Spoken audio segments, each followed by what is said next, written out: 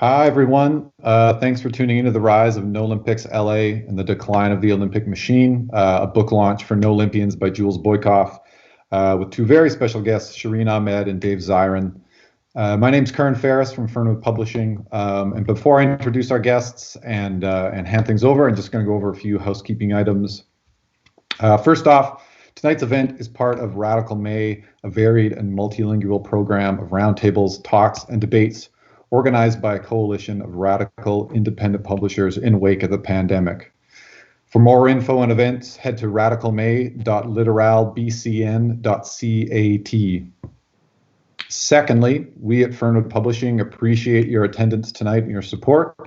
If you haven't already joined our mailing list, head to our website and sign up, and you get 10% off your first order with us. I've got the distinct honor in introducing our speakers tonight. Jules Boykoff is a professor of political science at Pacific University in Oregon and is the author of the newly released NOlympians, Inside the Fight Against Capitalist Megasports in Los Angeles, Tokyo, and Beyond, which is published by us at Fernwood Publishing. Also, below the video tonight, there are some links to order the book online if you're in Canada or in the US, so hit that up if you don't have a copy already. Jules is also the author of Power Games, A Political History of the Olympics. His writings appeared in the New Left Review, The Guardian, The New York Times, The Nation, Al Jazeera, The Los Angeles Times, Jacobin, and many other places. Shireen Ahmed is a writer, public speaker, and award-winning sports activist who focuses on Muslim women and the intersections of racism and misogyny in sports. Her work has been featured and discussed in various media outlets, and her expertise is sought by major television and radio networks. She is part of the Burn It All Down feminist sports podcast team, the first feminist sports podcast that analyzes sports culture from an intersectional feminist lens. And Dave Zirin writes about the politics of sports for The Nation magazine.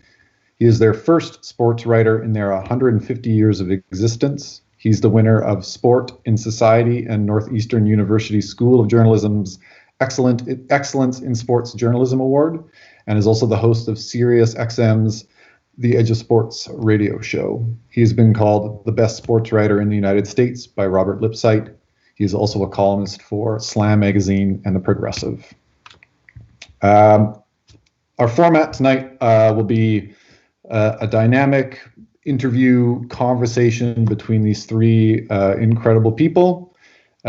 If you have any questions throughout the talk, please use the chat function on YouTube and just post your questions there, and we'll pull some out at the end of the program.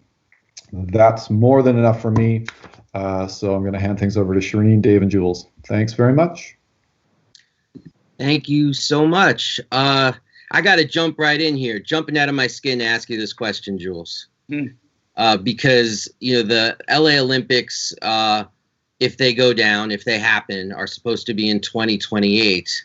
That's a long time from when you started working on this book, almost a decade. So that leads me to ask, why this book? Why now? Yeah, well, right now we are living in this powerful, important, fascinating moment where the Democratic Socialists of America, which I view as the most promising leftist formation in a long time in the United States, are on their front foot, and democratic socialism in many ways is on the rise in the United States. At the same time, the Olympic Games are very much on their back foot, despite all the propaganda that we're hearing from Lausanne, Switzerland, where the International Olympic Committee is based. So I wanted to write this book because it chronicles the sort of rise of two political forces, anti-Olympics activism and Democratic Socialists of America. And also it charts the sort of decline in interest in the Olympics. Fewer and fewer cities are keen to host the Olympic Games. And these two trajectories come together in Los Angeles, where a savvy group of activists has emerged to challenge the Los Angeles Olympics, which, as you said, Dave, are slated for 2028. And so the group that is sort of the main protagonist of the book is called NOlympics LA. And they emerged in 2017 out of the local chapter of the Democratic Socialists of America, and more specifically, the Housing and Homelessness Committee. So NOlympics LA is just a super talented and creative group of activists. Many of their members work in Hollywood, others are journalists, still others are grassroots organizers across the city of Los Angeles and beyond. And they've assembled a heck of a coalition of activist groups that includes LA Tenants Union, Black Lives Matter, the Sunrise Movement LA, K-Town for All, Los Angeles Community Action Network, Ground Game LA. I could go on. They have a lot of partners, which really helps with what we'll talk about later. Like, what are they doing? But the bigger story that I'm trying to capture in this book is how NOlympics LA is converting criticism of capitalism, which is fierce and strong at this particular moment, and the critique of capitalism and how it plays out in the context of hosting the Olympic Games. They're converting that into on-the-ground, boots-to-pavement action, trying to make the Olympic Games into sort of a trampoline for leftist activism. So to answer your question directly, why this book, why now? I mean, I've been following anti-Olympics activism intensely for more than a decade, starting in Vancouver, not just up the road from me here in Portland. And I think what's happening in Los Angeles builds on the history of anti-Olympics activism in ways that are both special and super savvy. And I think that the fact that they're avowedly socialist in this moment really matters, and their attention to internationalism and making this movement transnational instead of just based in LA proper. So they've adopted these sort of inside-outside strategies I'll talk about maybe more in detail later, the sort of Olympics, non-Olympics strategies, all grounded in a sort of class struggle politics that is pushing toward a right to the city in Los Angeles. And so in a way, it's just because they're super interesting, and I find what they're doing fascinating, and it really got my brain thinking. So in a way, I guess you could say, Dave, that this book is sort of like their fault in a sense. Just to back it up a little bit, and this could be a very general question and take it as you like. What is wrong with the Olympics? Tell us what the fuck is wrong with the Olympics? Tell us what is the IOC. What is going on there? Yeah, I'm glad you asked that, Shireen, because not everybody follows the Olympics and their political underbelly as maniacally as maybe we do on this call. So in the book, what I try to do is organize the whirling swirl of issues and problems of the Olympics in the 21st century and kind of organize them into 6 particular slots.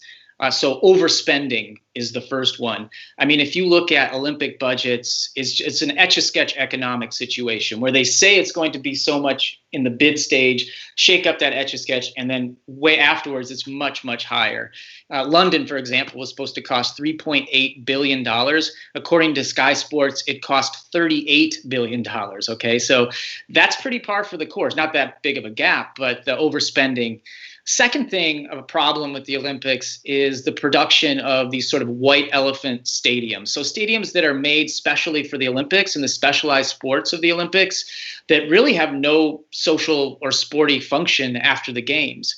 The great critical geographer Chris Gaffney has argued that they've become so commonplace, these white elephant stadiums, that it almost seems like it's just a part of the master plan in the first place.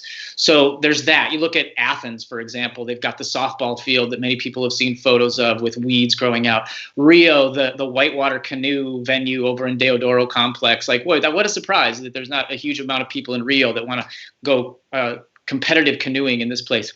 The third problem with the Olympics is displacement and gentrification. Mm-hmm. So it's sort of like the iron fist of displacement in places like Beijing, where 1.5 million people were displaced from their homes to make way for the Beijing 2008 games. And then the velvet glove, if you will, of gentrification. So happening in London, where they hosted in the Newham borough, it just gentrified big time, and people had to move out because they couldn't afford the rent anymore.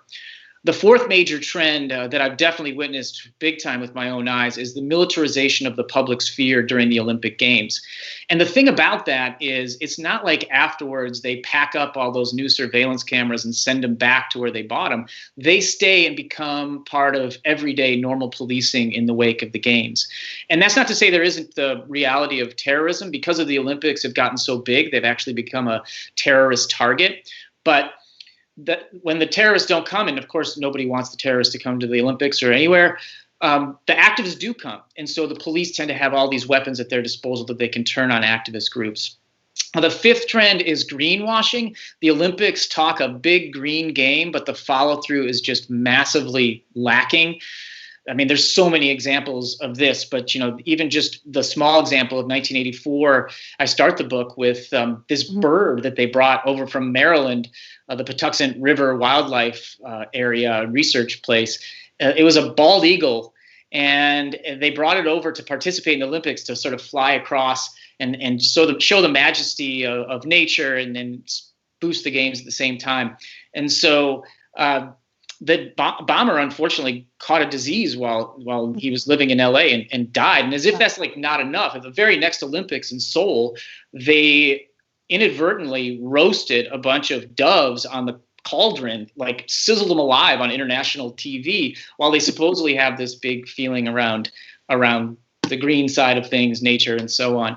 And the last kind of trend that I outline in the book is the one about false promises, which is to say there's all sorts of big promises made during the bid phase of the Olympics, but come delivery, they're often not followed through. I lived in Rio de Janeiro in 2015 and 16 for the Olympics, and I was following the big promises around cleaning up Guanabara Bay, which was this area of town where they were going to host Olympic events, but a lot of people spent some of their leisure time there. And so, of course, hey, everyone wants to support the cleanup of Guanabara Bay. If it's the Olympics that do it, okay. So they said that 80% of the water that went into Guanabara Bay was going to be filtrated and cleaned. By the time the Olympics rolled around, it was still around 26% maybe. And so these false promises that get everybody's hopes up is a major problem. And also just all these trends I'm talking about are very common with the Olympics. And so I would just say in a way, what sits at the core of these problems is that the International Olympic Committee, which is the group that oversees the games, is a group that totally lacks democracy. It's basically run like a fiefdom. I mean, even today, under the current president, Thomas Bach, this is perhaps more of an issue than ever. Dissenting opinions are absolutely not welcome at the IOC. I mean, just recently, when Canadian hockey star Hayley Wickenheiser spoke out about the possibility of postponing the Tokyo Olympics, people in the IOC just got right down her gullet for like speaking out of turn. Mm-hmm. Same for a recent IOC member from Paris, Guy Drut, who wondered aloud whether the Olympics were what he called, I think, obsolete and outdated and out of touch with reality.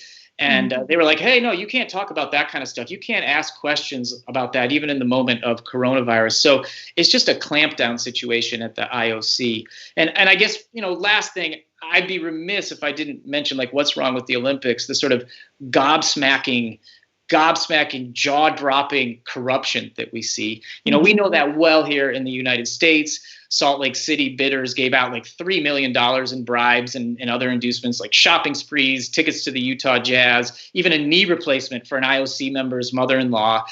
This followed Nagano and Sydney. We don't even know like the extent of some of the corruption in Nagano because of the fact that they incinerated all their official documents after the Olympic Games. And, then we have the current corruption crisis around Rio and Tokyo. There's strong evidence, and French prosecutors are following this, that there was money exchanged to get votes for Rio and for Tokyo. So this is ongoing, and that's just like the illegal corruption. I think a lot of what happens in Olympic circles is legal and yet corrupt. I mean, Exhibit A is per diems that these members of the IOC get. I mean, to put a finer point on it, if you're a member of the executive board of the International Olympic Committee and you show up for a meeting or the Olympics and you start watching diving and you fall asleep in the fifth row, you get $900 a day in per diem. I mean, you could make more sitting and snoring in the fifth row of the diving competition than a U.S. athlete would make from winning a medal at the Olympics. Exhibit B of sort of legal corruption is the fact that human rights ogre Henry Kissinger is proudly listed as an honor member of the IOC. So there's a lot that's wrong with the Olympic moment right now. And I could go on, but I think I'll just stop there. Yeah, and one of the things you said, Jules, I think we should underline, because when we speak about the policing of vulnerable communities, particularly today in the context of the nationwide outrage over the Minneapolis police killing of George Floyd. I think that really speaks to some of the issues that we're talking about here. Can you say something about the propensity for police violence when these mega events take place, and particularly why people in Los Angeles would be sensitive to that prospect? Absolutely. It needs to be said that when the Olympics come to your town, they are going to, I'm putting air quotes up here, sanitize the area. This was actually a word used by a member of the LA Police Department around the time of the 1984 Olympics. And what do they mean when they say that we're going to sanitize the area so that tourists can come in and have a nice time and not be bothered by local culture? They mean taking homeless folks from Skid Row and just moving them en masse to other places. In Atlanta, it means buying one-way tickets for homeless folks and sending them just away from Atlanta during the time of the 1996 Olympics. This is, as I think you're pointing out, a racialized process, a class-based process. They're not doing this to poor folks. They're doing this to working class folks, to brown folks, to black folks, to native folks. They're getting pushed out of the areas. I mentioned I lived in Rio, and you can see this in bold Technicolor. It was grim and it was brutal in the lead up to the Olympics. The amount of black and brown young men that were killed by police in Rio was just insane. And so when the Olympics come to town, they create this sort of state of exception. And in that state of exception, the militarized police can basically do almost whatever they want to sort of clear the space for the games. And they know that well because of what happened in 1984, even though that's not talked about very much. I try to get at that in the book. The 1984 LA Olympics. That's right. Yeah. Just to add on to that, too, Jules, I think there's also this misnomer that these violations happen in the global South or happen in there, and people don't even understand or realize the impact in the United States and Canada, in Europe. I mean, the gentrification of which you speak of also brutally happened in Vancouver, and how East Vancouver was completely like a place that has a huge population of Indigenous folks. They were completely sent out of there. They built condos out of the athletes' village, and that's the gentrification that you speak of that has a long-term consequences for these communities. That I think, and that's something else that you speak about in the book, as you talk about the everlasting effects of gentrification and this classist, racist, these systems that hold down the Olympics, and they're rooted in this. Yeah, I'm so glad you pointed that out, because the last thing I want to do is suggest that it's like a problem of the global north, if you will, and that's why when I was given the examples, I tried to point London had this going on. Like you said, Vancouver had this going on, because what you saw in the wake of the Rio Olympics, for example, was a lot of finger pointing, a lot of racism, a lot of like anti-global South feelings, like, oh, see, we gave the Olympics to Rio. They couldn't handle it. We need to go somewhere else, like Tokyo. Well, the problem is, all these things that I'm talking about, these problems with the Olympics in the 21st century, they're not real problems. They're not Vancouver problems. They're not London problems. They're not Tokyo problems. They're Olympic problems. Yeah. They're imported into every city that agrees to host the Olympics because the elites of that city decide that they want to have a big party for their friends. Let's bring this back to the book, Jules, with NOlympics LA. I got like sort of a two-part question here. The first is, can you clarify a little bit, like NOlympics LA, what they are as an organization, how they fit relative to the Democratic Socialists of America? Are they a working group of DSA? Are they their own separate organization that DSA is a part of? What is NOlympics LA? And I was wondering if you could delve a little deeper into what some of their strategies and tactics have been, which I think, from what I read in your book, are very creative and something we could learn from.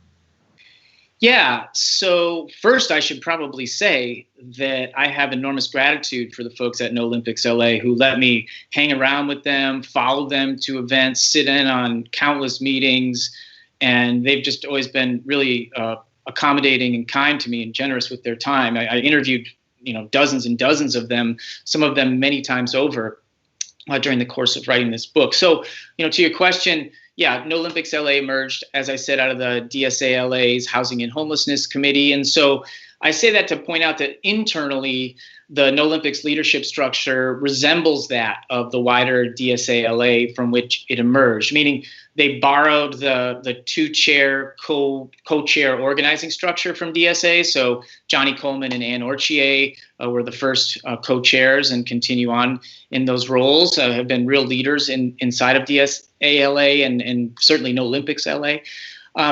Because it's not a formal committee, and it emerged before DSA-LA had written its bylaws, NOlympics LA enjoys actually more autonomy and flexibility than like a standing committee inside DSA might.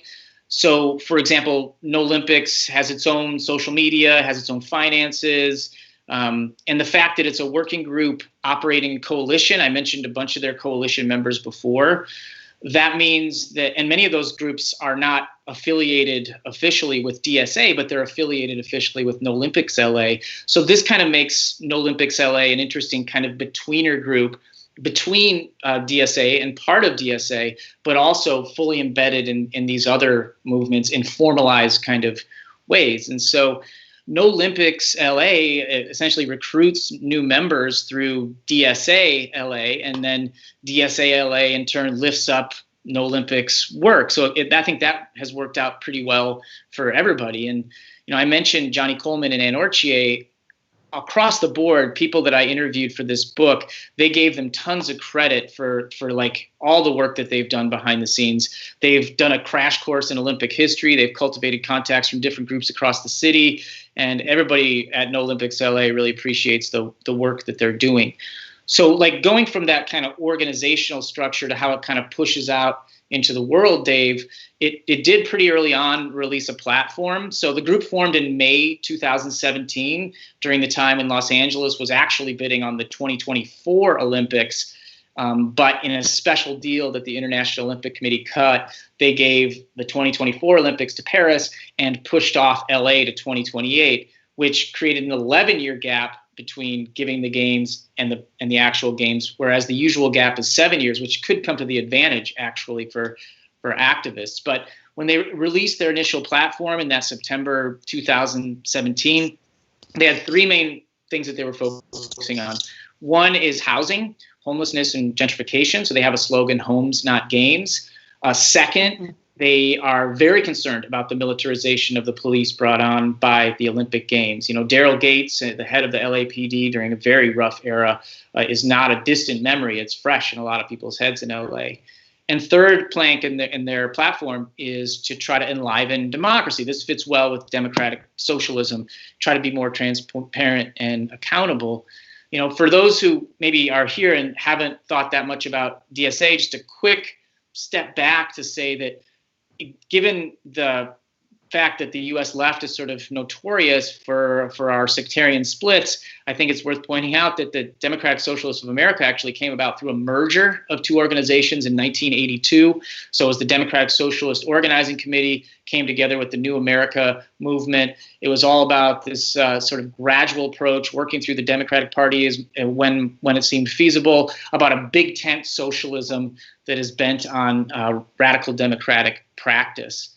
And so for the DSA chapter, it was fun to go back and interview folks that were there from the very beginning of when it became an official chapter, because there was like prior groups to the official formation. And I got to talk to people like Carol Newton, Jack Rothman, our elders, leftist elders who basically kept the socialist flame alive during, pretty thin times. And when I interviewed them, they were just so incredibly happy that the DSA LA has grown so much. There was a huge spike in membership after the 2016 election and during that election in the United States.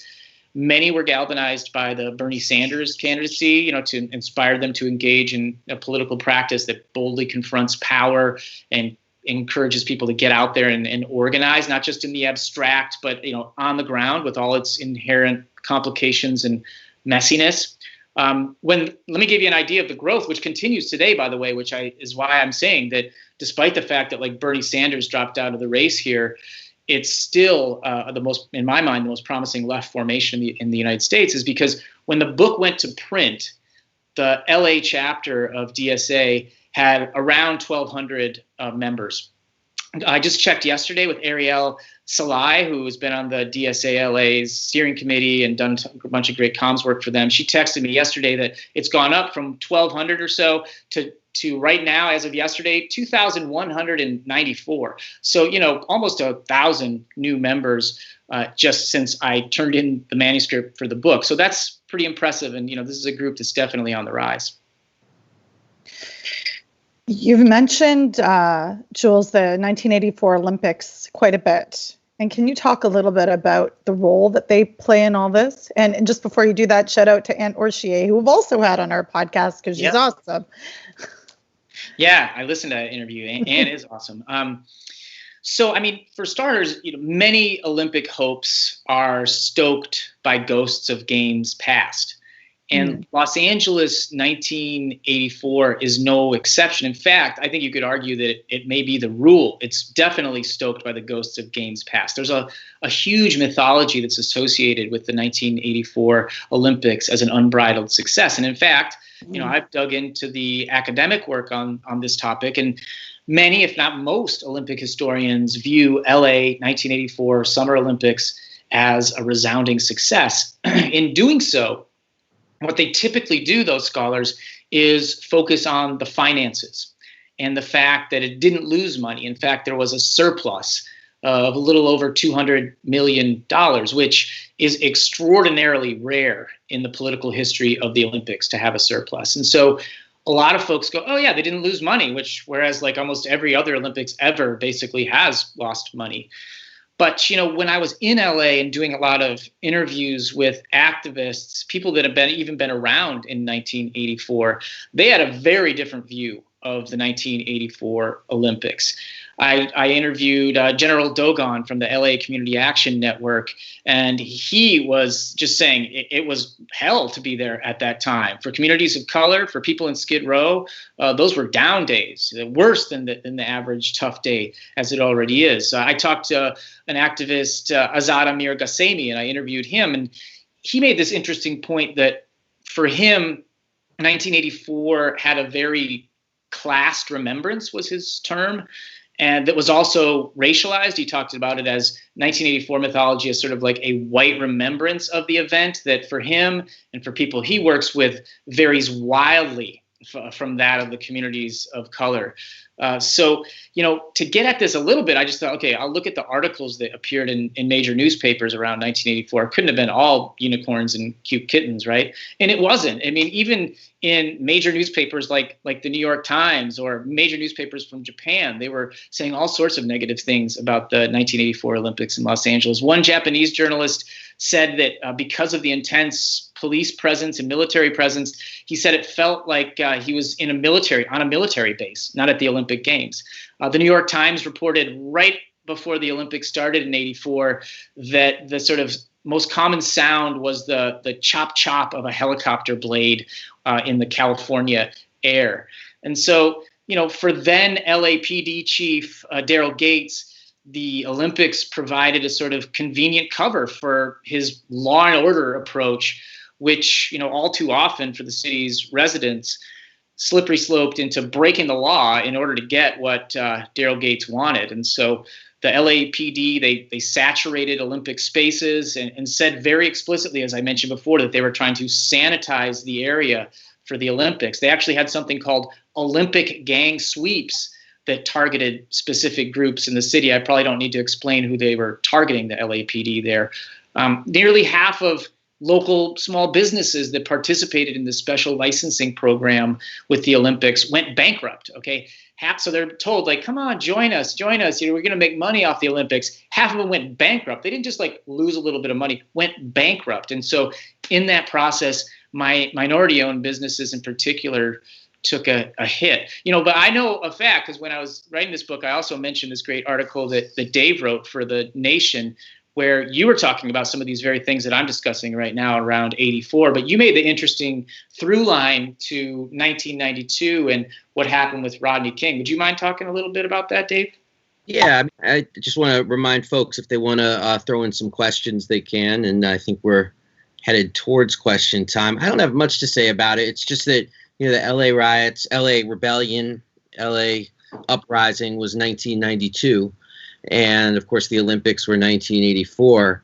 And a lot of the strategies for policing, you mentioned the Olympic sweeps, the gang sweeps. I mean, they didn't go anywhere after 1984. It's like what you said about when they get the fancy doodads for surveillance, they don't exactly put them back into the box when the Olympics are over. Well, they didn't put those methods of policing back into the box either after 1984.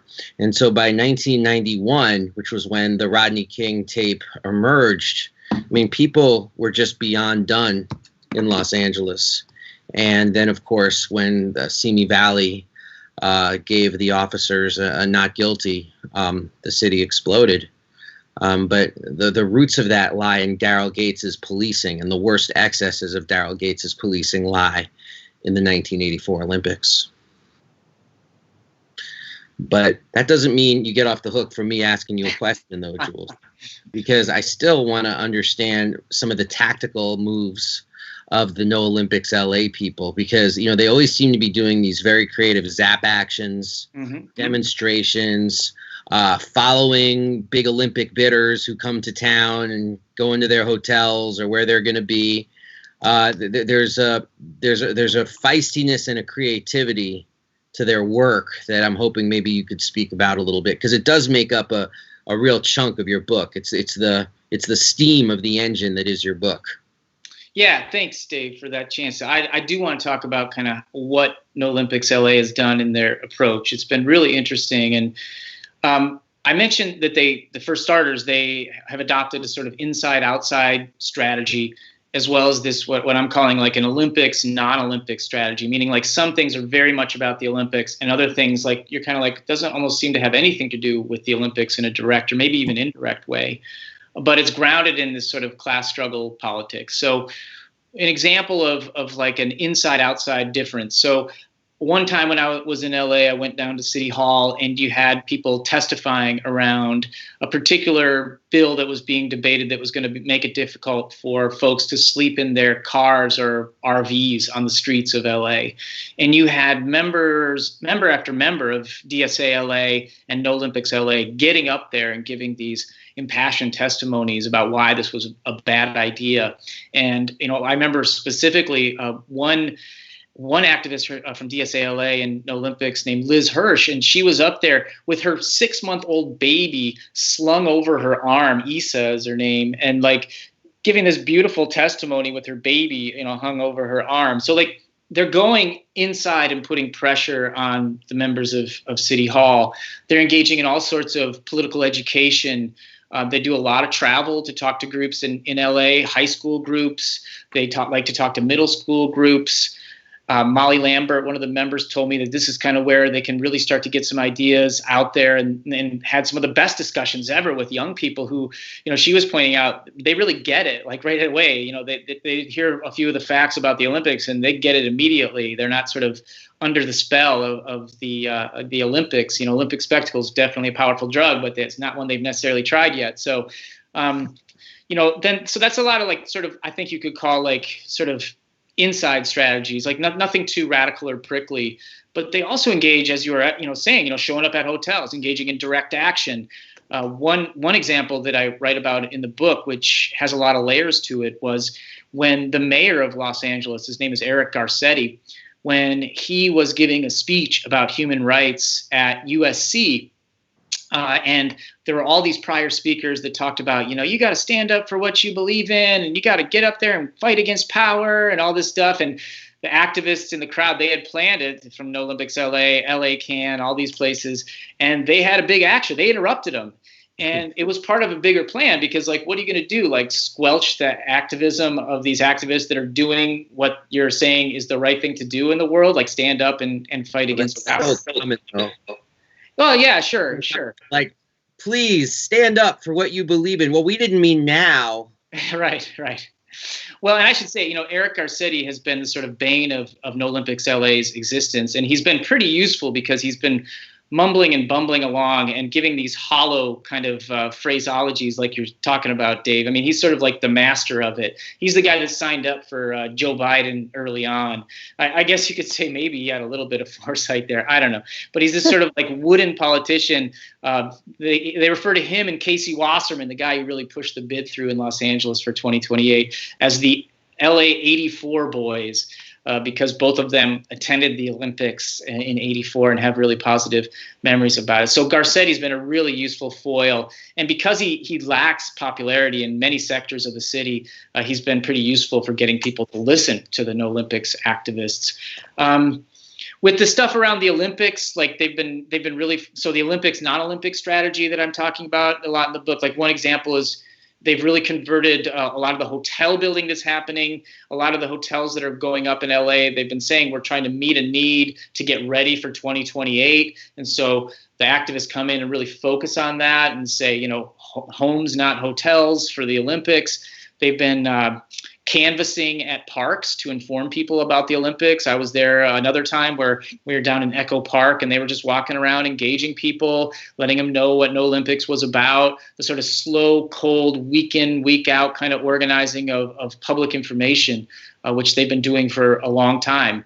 And so there's that kind of not necessarily, it's related to the Olympics, but it's also inside. So then there's also stuff that's like, kind of almost feels like it doesn't have to do with the Olympics. Some of the stuff that they've been involved with tenant organizing. The LA Tenants Union is just doing amazing work in LA, and there's lots of overlap between NOlympics LA and the LA Tenants Union. And just it feels like at times, you know, there's not necessarily a direct connection to some of the struggles that they're involved with the Olympics, maybe an indirect, but it's definitely a way to talk about capitalism, which is what NOlympics LA is really keen to do. And what I was really interested in the first place, because they foreground discussions around capitalism. They foreground anti-capitalism in their activism in ways that I thought was really interesting and important for our particular moment. And then, you know, the last thing, and Dave, you were there for this, you know, we traveled through Japan last summer, and we went to Fukushima, where the nuclear meltdown occurred. And we were all over Tokyo. And this was a huge accomplishment for activists to organize this complex transnational event.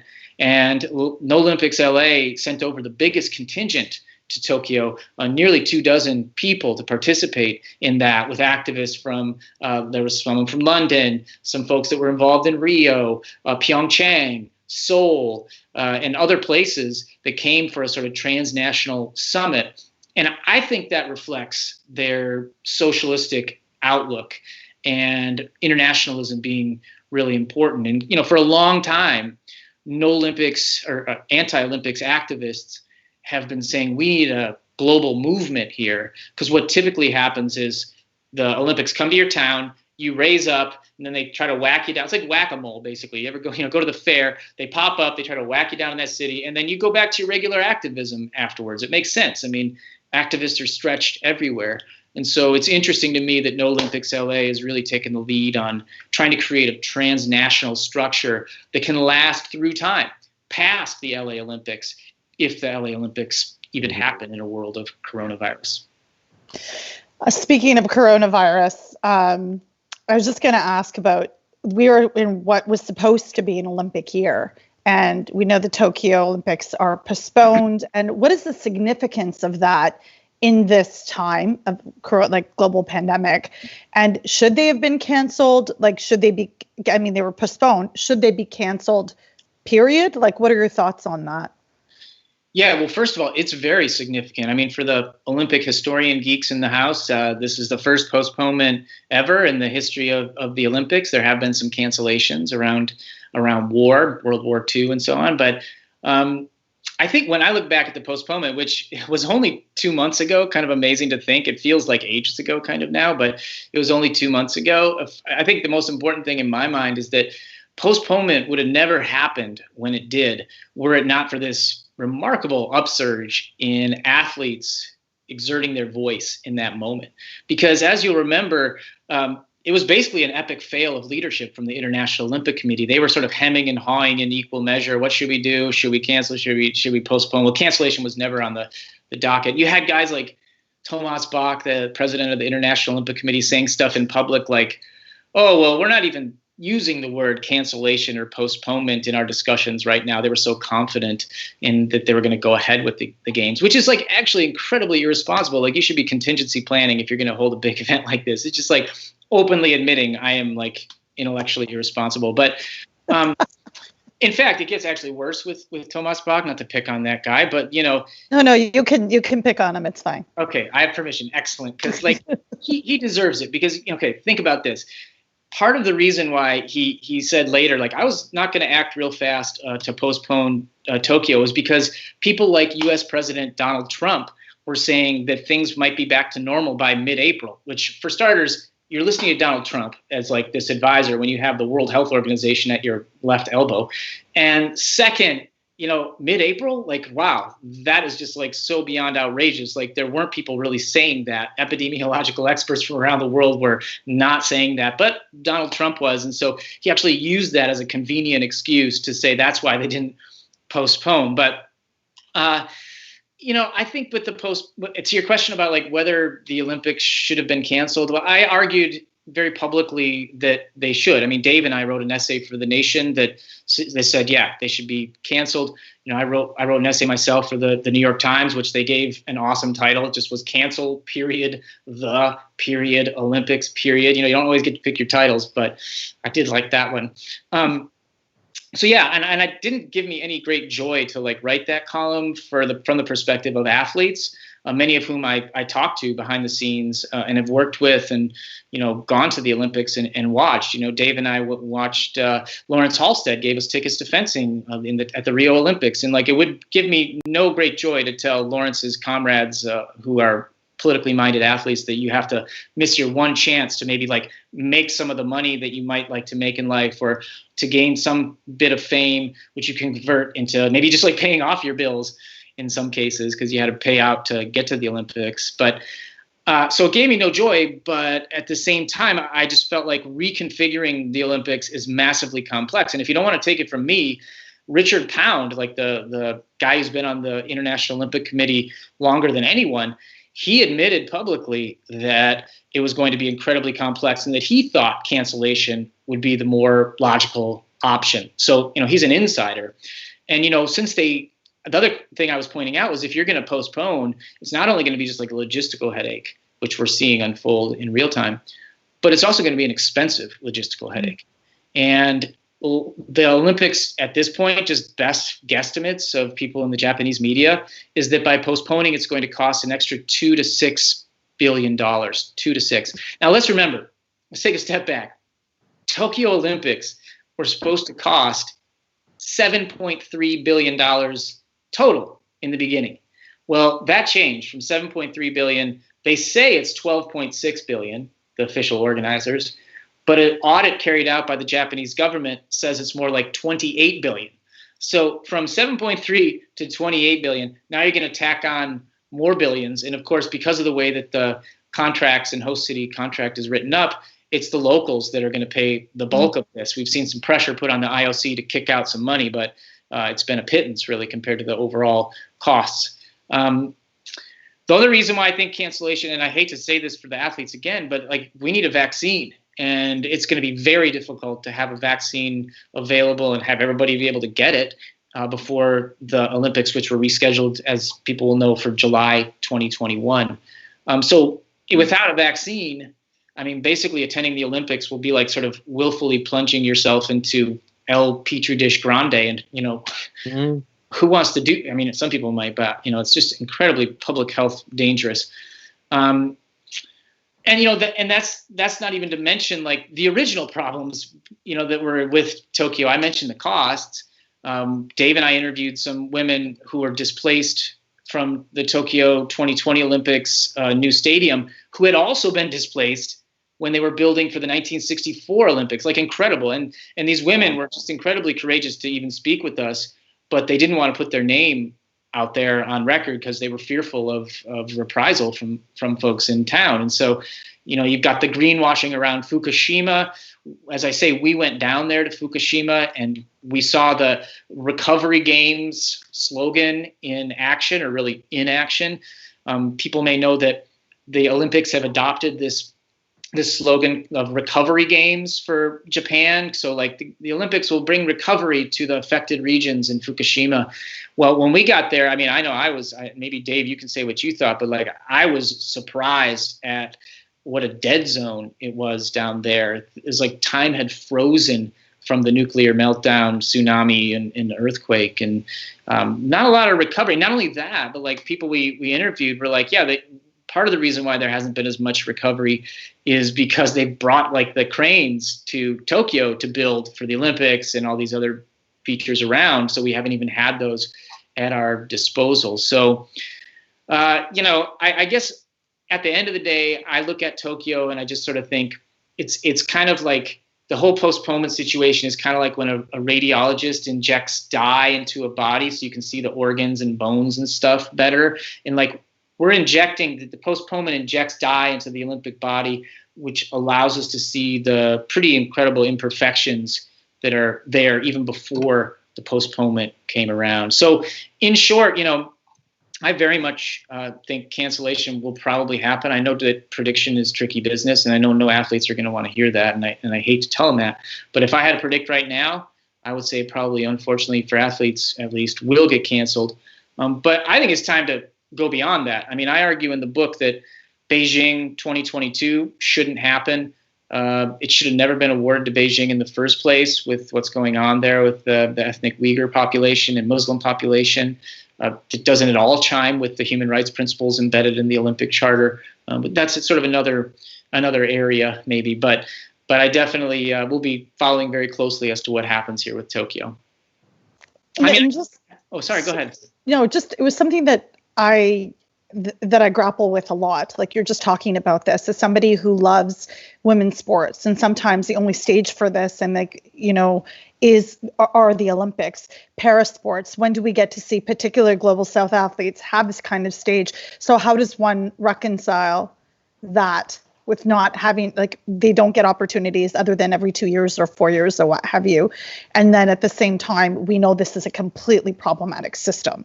So how then do we provide solidarity and support for people on the margins? Because the most athletes that are impacted negatively will always be racialized, marginalized groups. So how do we help them and stay invested in them, but also deal with this? Like, this is something that for every mega event, be it FIFA, be it NCAA Final Four even, how do we do that, Jules?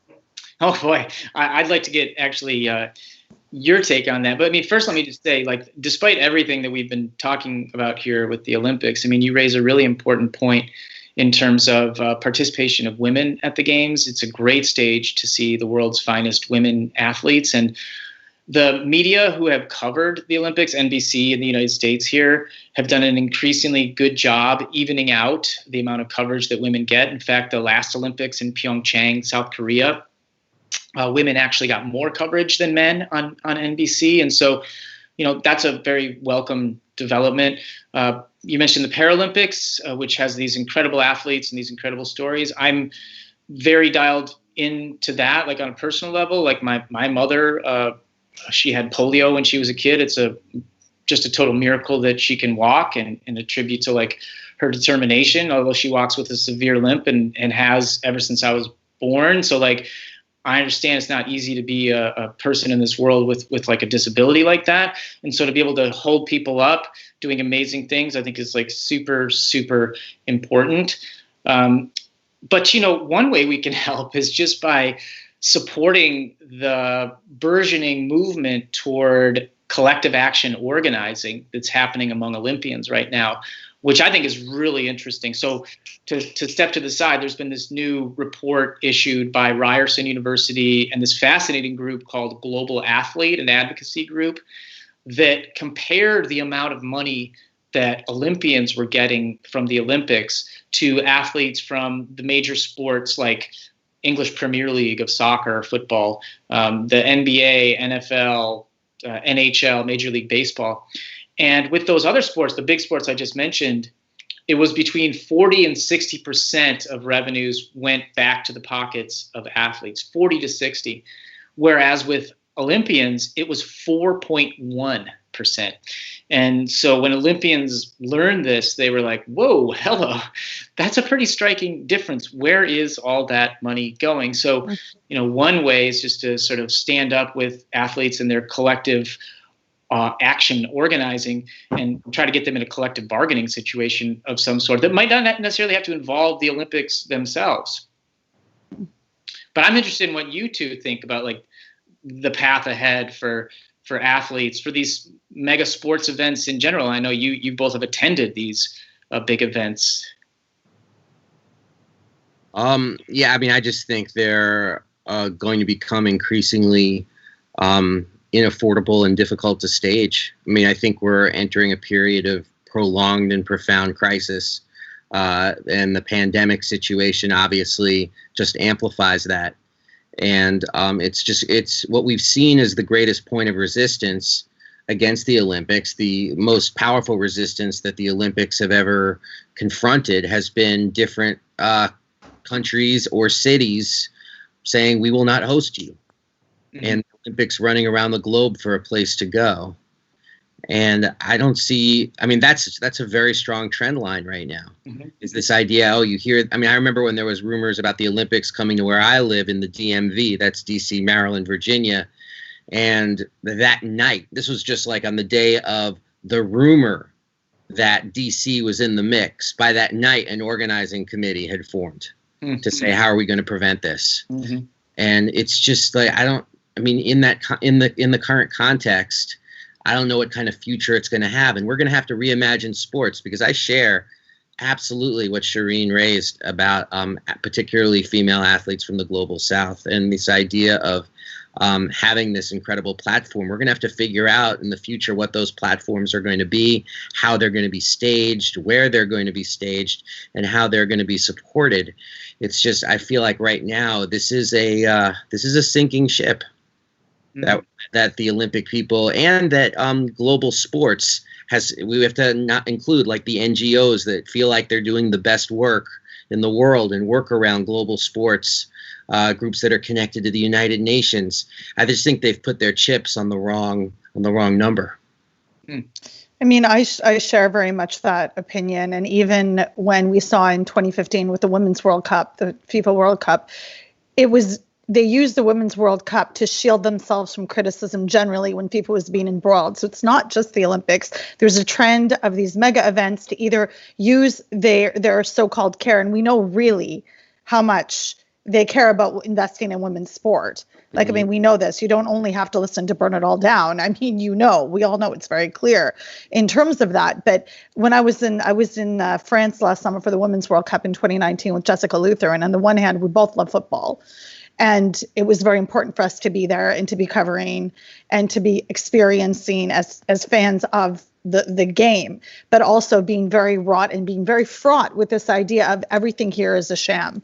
And it is locals that will pay. It is people that will, someone said to me, well, we were there just for banter purposes. And I mean, not to forget the politicization. Jules, you had an absolutely beautiful line in your book that I love, and I will quote you on, and clearly sports are politics by other means. And I think this is really, really important for those that argue the stick to sports things. This is really not it. This is about power and politics. And I mean, I think about that as I go. And at the same time, we have to create, and I say we, being the ones who want to consume and want to support, have to come up with a different way to do it, because it's certainly not going to be the men in power. And I say men specifically because they're the ones making the decisions at the table and that are impacting everyone else. Like, they're not the ones that are going to come up with solutions. And even look at what happened with Tokyo 2020. It was Hayley Wickenheiser, a woman athlete from Canada, who was the first to speak out of turn. Well, you know what? Wick did what everybody was thinking, and then they were appalled that why would she say that? Because it falls on the backs traditionally of Black and brown women to be on the front lines of these type of movements, and we know this. And that's where I think a solution, not a solution, but a movement to start will come from, as it always does. It comes from racialized communities to fix the problem created by powerful men. Yeah, you said you don't have to listen to Burn It All Down to get that, but you should, because Burn It All Down is an amazing podcast, and I highly recommend it.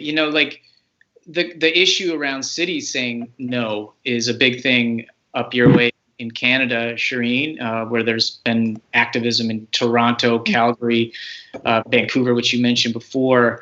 Dave was saying that a lot of these bids are getting scuppered by organizers in the prospective host city.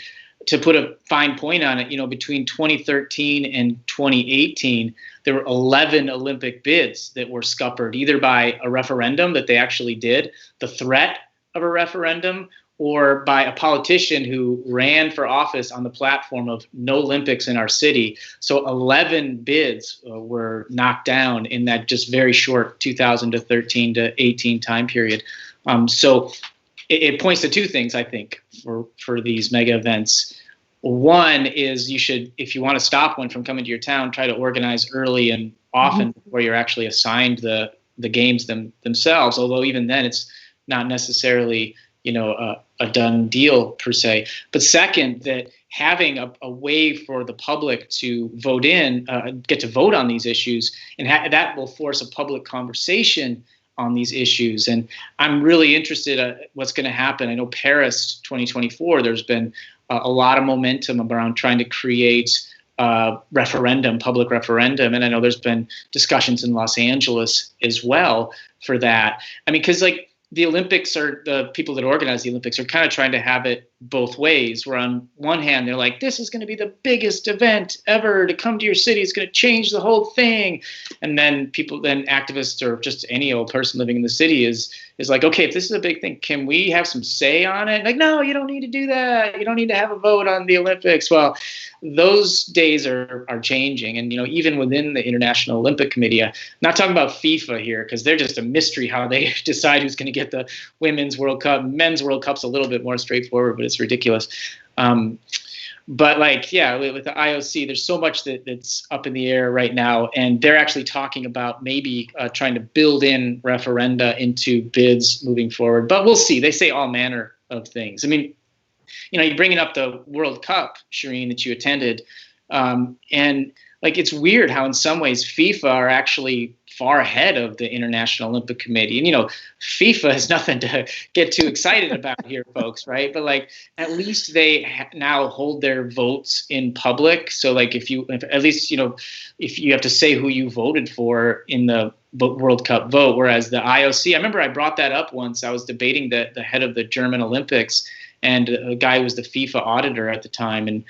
And I thought he made a pretty mild suggestion, at least just, have it be a little more democratic, where we know who voted for whom in these big votes, since they're such a big deal for the city, right? And it's whoa, hey. It's I'd gone a little too far there. I'm like, okay, that seems like basic transparency. And now even FIFA is doing it. So the IOC's got a long ways to go here. Yeah, no doubt. Yeah, Jules, to switch gears a little bit, going to Tokyo last year was such a singular experience. And it was one of the more impressive parts of it. We're seeing the way the NOlympics, the LA folks, were able to organize so many people to make the trek from Los Angeles to Tokyo, and to learn about how they raised funds democratically to make that happen. It was just really impressive. I was wondering if you maybe interviewed any of them about what they took from the Tokyo experience. I know what I took from the experience. I certainly know what you took from the experience. What if you can relay some of those conversations? What do you think they learned? What made it useful for them to take on that task and bring it back to Los Angeles?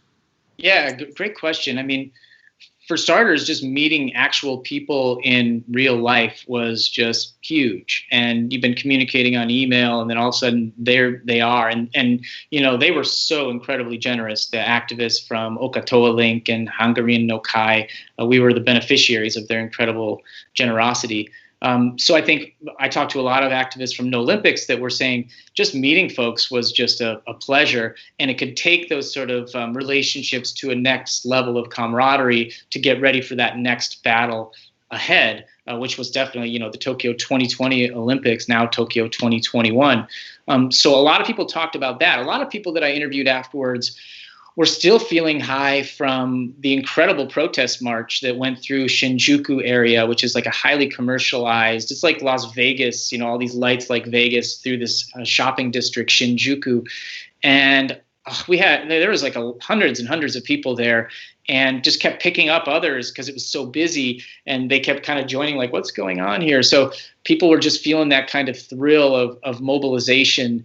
And it doesn't mean it was easy. I mean, we know that it was, sometimes communication was tough. I mean, that's the same with any translation situation, especially when you have volunteer translators for the most part, and it's going to be a little bit slower, and there's just going to be some sort of cultural things that just kind of go by the wayside, some styles of organizing that are just a little bit different. So like NOlympics LA is much more about kind of like having discussions and then building from those discussions, getting sure everybody has a chance to listen. Whereas like some of the organizers from Tokyo were more interested in like lectures that gain the information and then kind of go from there, have the discussion. So there was just different stylistic approaches, but those are all the things that just need to be hammered out, and they would have never figured that out had they not actually gotten together in person for that. Mm. But I think Curran wanted to go to questions from folks who are tuning in, if you want, Curran. Yeah. Thanks, everyone. For that conversation. That was fantastic. And there's a lot of really great questions that came in. Unfortunately, I don't think we'll be able to get to them all. I wanted to start with one from Nicole NVL or NYL. Sorry if I'm reading that wrong. And this ties into something that was mentioned earlier about protests and organizing in other cities. So this is the question. The Olympic Resistance Network in Vancouver protested against the Games. They hope to expand and become transnational. The Games came and the group disbanded. How is NOlympics LA different? Maybe I'll have a crack at that one first, if I may, because just coincidentally, this past week, I have been circling back to the activists involved in the Olympic Resistance Network in Vancouver, and I've been carrying out a series of interviews 1 decade later and kind of like, what did they get from that particular moment? And I think the question points to the difficulty of what NOlympics LA has achieved thus far, actually, because it's easier said than done to create a transnational network that will live on.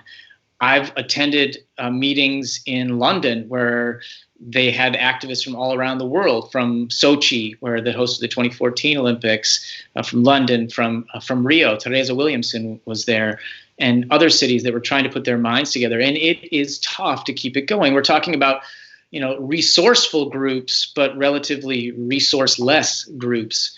And so I want to make it clear, like, what happened in Vancouver was awesome and amazing, and the Olympic Resistance Network and having NOlympics on stolen native land being like right out front for everything, and Indigenous leadership was vital to the whole fight back process in Vancouver, and it was amazing. So I don't want to say that like when they weren't able to advance, a really strong transnational movement, that it was some kind of incredible failure. In fact, it makes a lot of sense to me because it is so incredibly difficult to do that. It takes resources, it takes time, it takes patience. So I think the more I get into these interviews, I guess the better I'll be able to answer that question. But so far, among the folks I've had the chance to speak with, they look back, really positively on that moment as a time when folks came together. They agreed in Vancouver that there would be a diversity of tactics. Some people would be more militant. They were going to smash some windows at Hudson's Bay, for example, targeted corporate windows. And there are other folks that didn't want to do that at all. But part of this diversity of tactics agreement was going to be that we weren't going to say anything negative about each other in public. One person did actually cross that line and said something negative about some of the more militant tactics. And that individual was promptly pied at a subsequent event. When they take a cream pie and jam it in the face. I guess it was pretty bad and intense that night, but I wasn't there that particular evening.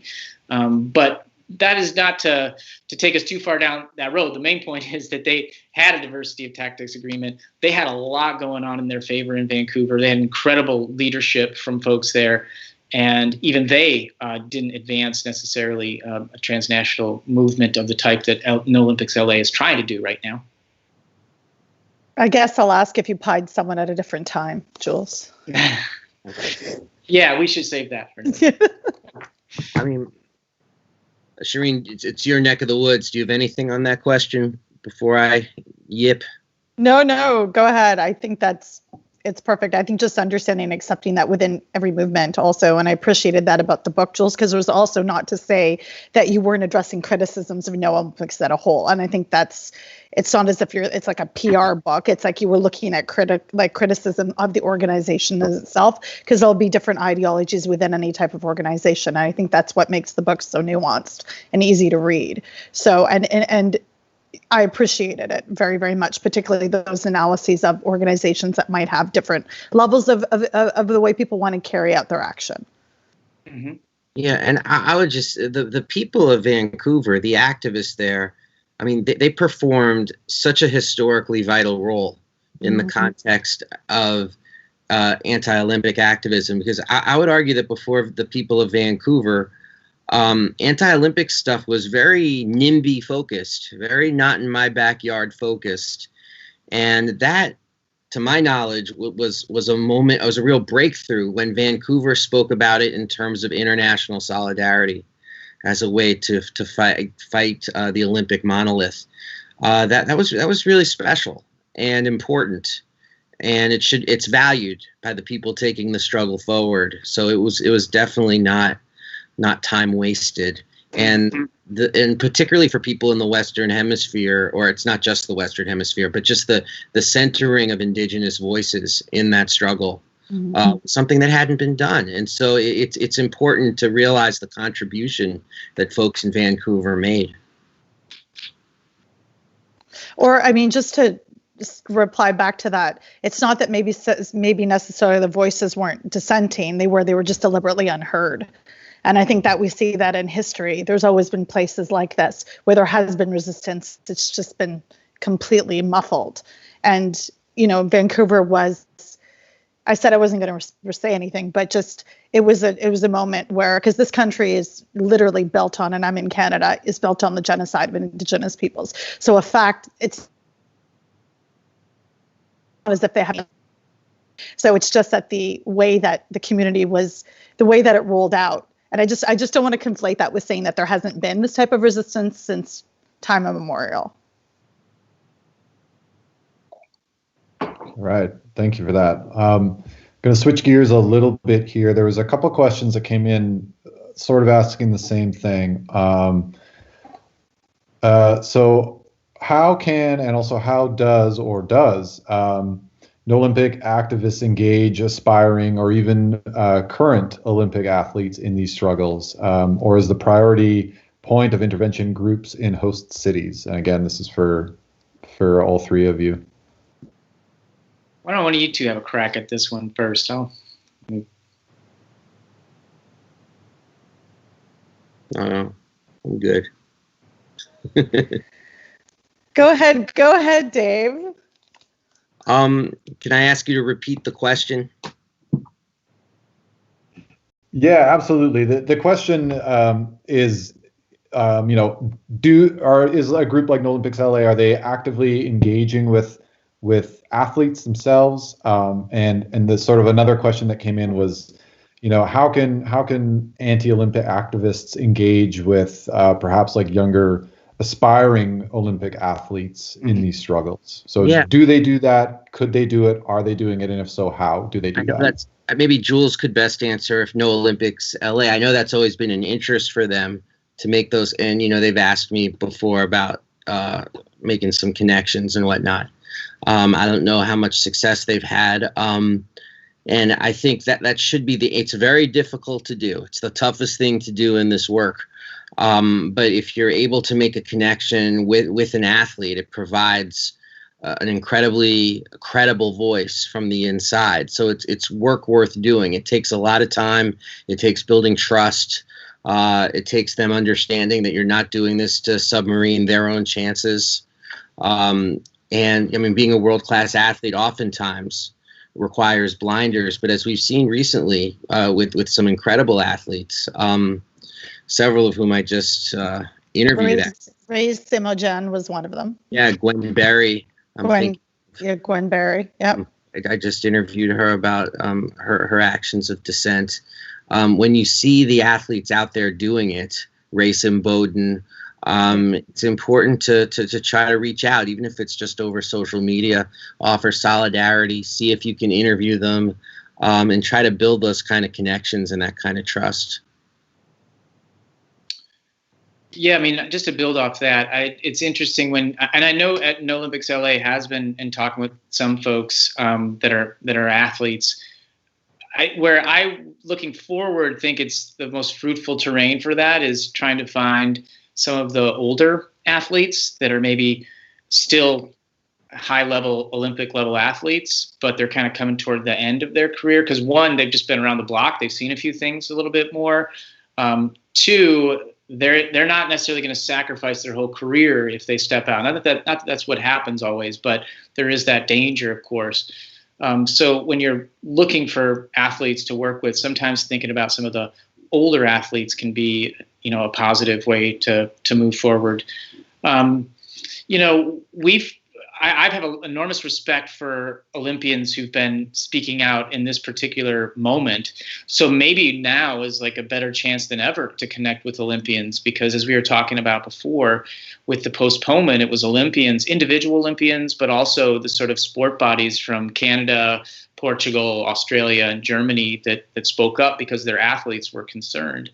And you're seeing, a lot of athlete influence being exerted right now. So maybe now is sort of a fresh time to think about it. And especially if what happens is that the Tokyo 2021 Olympics don't happen. But, in the United States, it's particularly difficult because we just don't have a very good support structure for our Olympic aspiring athletes here. It's kind of like you're on your own. We don't have like a ministry of sport in government. You have to find, corporate sponsors that come with their own sort of invisible handcuffs. And so, it can be very difficult. Even successful Olympic athletes can live in penury after the Olympics. I mean, one example that I mentioned in the book, but is Ronda Rousey. She's like, a judo bronze medalist in Beijing 2008. And just after that, she's living out of her 2005 Toyota car. There's some ground there for understanding from Olympic athletes from a class perspective, the Olympics. I mean, one example. So there. I don't know. I felt like I was echoing there. Yeah, I think we're okay. Did you want to finish that point, Jules, or do we want to go on to the next question? I think we can just go on. It's okay. Okay. All right. I think this is a good question to close on, and I think it'd be good to kind of just go around with the three of you again to kind of take a crack at this one before we sign out. This is from Elga Castro. Oh. Do you think there is a need to differentiate the opposition to the Olympic Games as they currently are, corrupt, lacking democracy, etc., from an opposition to having Olympic Games at all? And whoever wants to go first, just go for it. Well, yeah, I'll go first. First, since this is the last question, I just want to say thank you so much to the people at Fernwood for putting this on. And thank you to Tanya Andrew-Sechko for being the editor for my book, Curran, Fazila, who's been producing this, Fazila Jiwa, Bev, James, everybody at Fernwood. Thank you. Thanks big time to Shireen and Dave for doing this, for taking time out of their days to join me for this. In her new book, Jody Dean writes about comradeship. It says it's about the politics, the struggle, the discipline of common work. So I'm honored to know you, comrades, and to be able to fight this long fight with you both. So thank you. I want to. So for the question itself, NOlympics LA is very clear. They are no Olympics anywhere. They use that hashtag, no Olympics anywhere. Not like we're going to reform the Olympics. We're going to fix up the Olympics here and there. We're going to dance around the edges, or no Olympics just in LA. No Olympics anywhere. So they're very clear about that. Might be a tougher road to make, but it's a hard line in the sand that I totally respect the way that they've approached things. They don't even want to talk about reform. And they also are interesting, and they don't always want to talk about the money side, which a lot of times the Olympics just gets buried in there. They want to talk about the social side. So I understand that perspective, and I think it can be extraordinarily effective for forming a real radical flank that pushes the conversation hard in one direction. And they have pushed it hard in one direction. But I can also sort of see the appeal of some people to try to like fix up and reform the games, try to work from the inside. You know, Dave was mentioning the sort of NGO circuit that is on that. Some lovely and amazing people that are doing that kind of work. I can see that. But I wonder at this point, I think with coronavirus and the way things have changed and with so much up in the air and the way we've been talking about for the last hour or so, I wonder if that hard line in the sand, no Olympics anywhere, is perhaps the better slogan for the particular moment when you're looking at a very dodgy Tokyo 2021.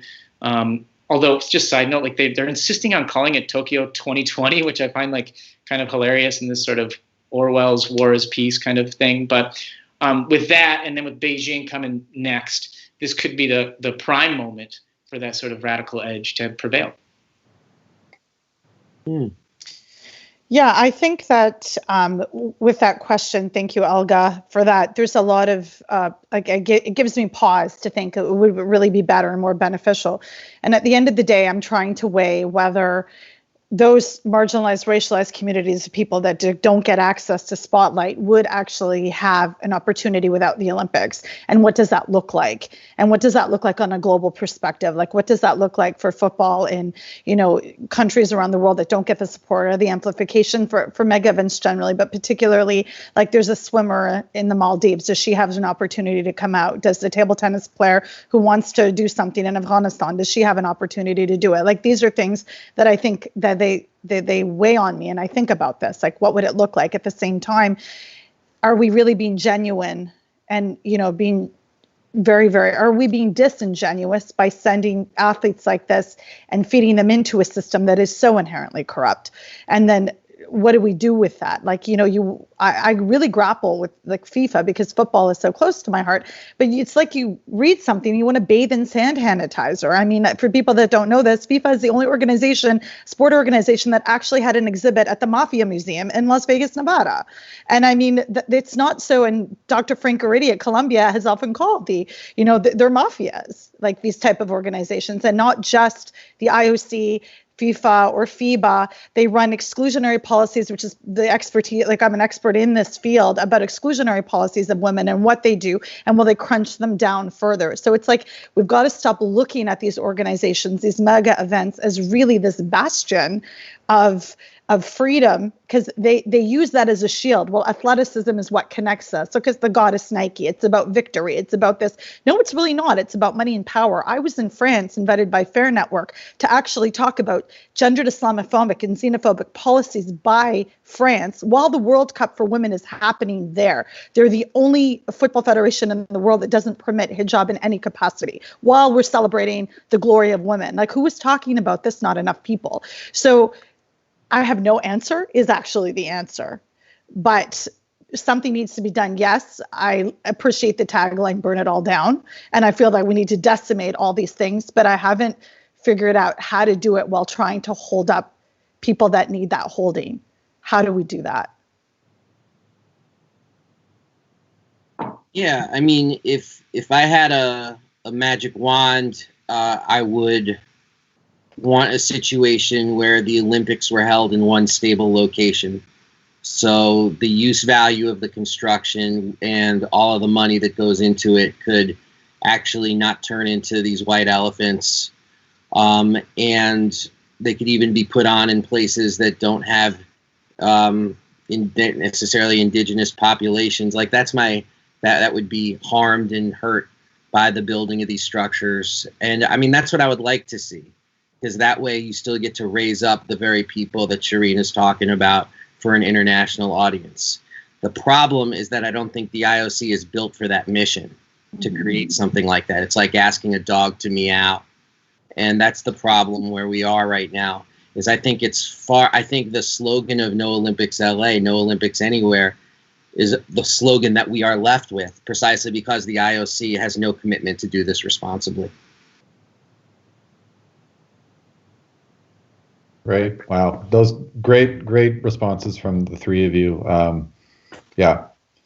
I think that's like we said, I think it's a great spot to leave on.